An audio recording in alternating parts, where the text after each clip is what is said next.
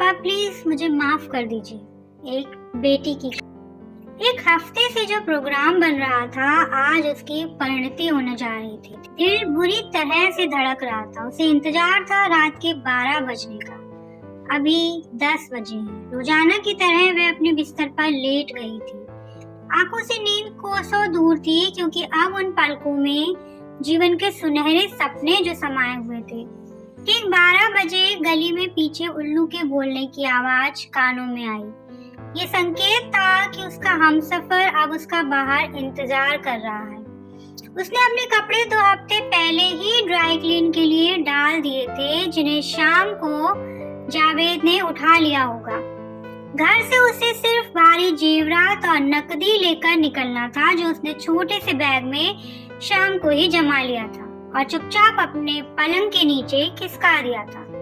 मन बहुत भावुक हो रहा था। उसने चुपचाप मम्मी पापा का फोटो और छोटे भाई का फोटो भी उसी बैग में रख लिया था। तीनों ही फोटो में हंस रहे थे, लेकिन उसे कल्पना में तीनों ही रोते हुए दिखलाई दे रहे थे। ये कल सुबह का सच था जो घटित होने वाला था। उसने टेबल पर एक पत्र लिखकर भी रख दिया था। माफी मांगते हुए लिखा था, मुझे मालूम है आप लोग कभी भी जावेद के साथ मेरे विवाह के लिए राजी नहीं होंगे। मजबूरी में मुझे ये कदम उठाना पड़ रहा है। यदि मुझे अपने जीवन में कामयाबी नहीं मिली तो मैं वापस भी नहीं आऊंगी और इस दुनिया को हमेशा के लिए अलविदा कहकर चली जाऊंगी। आप लोग मुझे माफ कर देना। मैं जानती हूँ मेरा ये कदम आप लोगों के लिए बहुत बड़ी शर्मिंदगी लेकर आएगा, परंतु पापा मैं मजबूर हूँ। काश आपसे हम दोनों के रिश्ते को स्वीकृति मिल जाती तो मुझे आज चोरों की तरह अपने घर से नहीं निकलना पड़ता। अपने इस कदम से मैं बहुत शर्मिंदा हूँ। मुझे मालूम है कि मैं बहुत बड़ा अपराध करने जा रही हूँ। आप से बार बार माफी मांगती हूँ। मुझे मालूम है कल आप किसी के भी सामने सिर ऊंचा करके खड़े नहीं हो पाएंगे। मेरी वजह से आपको जो शर्मिंदगी उठानी पड़ेगी, निश्चित ही आप यही सोचेंगे कि इस लड़की को पैदा होते ही मर जाना चाहिए था।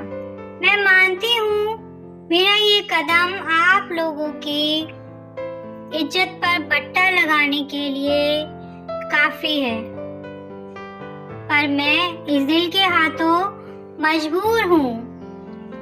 माफ कर सके तो अवश्य मुझे माफ कर दीजिएगा। पत्र लिखकर उसने टेबल पर रख दिया था।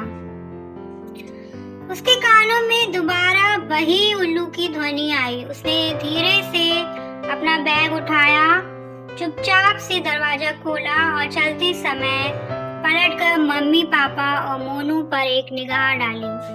जिस घर में उसने 22 वर्ष गुजारे थे, उसे छोड़कर जाते समय पैर कांपने लगे, हृदय जोर जोर से धड़कने लगा। न जाने क्या हुआ कि उसके हाथों से बैग नीचे गिर गया। वह वापस लौट आई।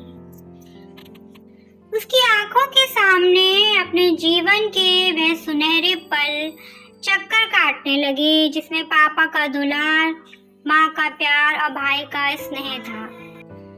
आखिर वे सबको छोड़कर जाने की सोच भी कैसे सकती है।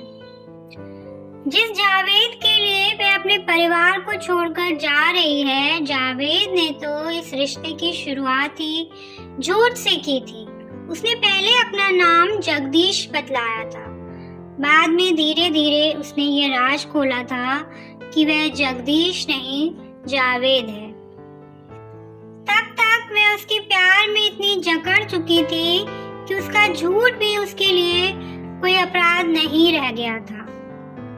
आज सब कुछ आंखों के सामने शीशे की तरह साफ था। न जाने उसे कैसे समझ कि जिस रिश्ते पर वे भरोसा करके जा रही है, वह रिश्ता कितना आगे जाएगा और उसे किस दुनिया में ले जाएगा, कुछ भी नहीं पता है। इस सब के बाद उसकी ये दुनिया हमेशा के लिए छूट जाएगी। मैं ऐसा नहीं कर सकती। पापा के पैरों को पकड़कर फूट फूट कर रोने लगी। उसके पापा घबराकर उठ गए। मम्मी और मोनू भी जागकर आश्चर्यचकित होकर उसकी तरफ देखने लगे। पापा बार बार पूछ रहे थे, बेटी क्यों रो रही हो? मुझे कारण बताओ। क्या तुम्हारी कहीं दर्द हो रहा है? मैं अभी गाड़ी निकालता हूँ। अभी मैं डॉक्टर के यहाँ चलता हूँ। रोते हुए उसके मुंह से एक ही आवाज निकल रही थी। वे बार बार यही कह रही थी, पापा मैं जो करने जा रही थी उसके लिए मैं बहुत शर्मिंदा हूँ। मुझे प्लीज माफ कर दीजिए। मैं आपकी परवरिश को झुठलाने जा रही थी। मुझे माफ कर दीजिए।